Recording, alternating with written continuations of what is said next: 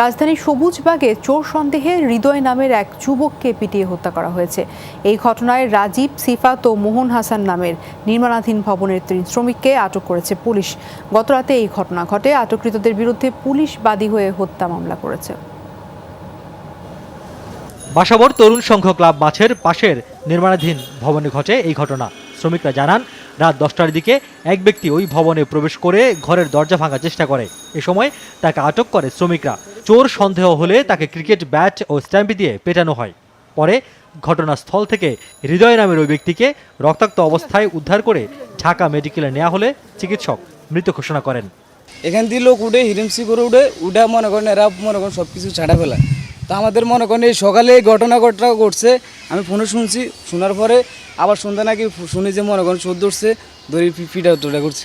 ঘুমেছিলাম, পরে বাগিনারা জিজ্ঞেস করছিলাম আর কইতেছে এমনি পুলিশ আসছে আর আমাদের সাইডের লোক ব্যক্তি লয়ে গেছে।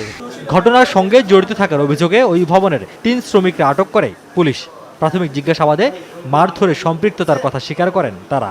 প্রাথমিকভাবে তারা জানায় যে আমাদেরকে সন্দেহ যে তারা চোর অত রাত্রে আসছে, চোর সন্দেহ করছে আর কি। কিন্তু এটা আসলে চোর নাকি সেটা তদন্ত পাওয়া যাবে আর কি, তদন্তের সাপেক্ষে বের হবে। তবে শুধু চোর সন্দেহে নাকি পূর্বশত্রুতার জেরে এই হত্যাকাণ্ড তা খতিয়ে দেখছে পুলিশ। রিয়াজ রায়হান, যমুনা নিউজ, ঢাকা।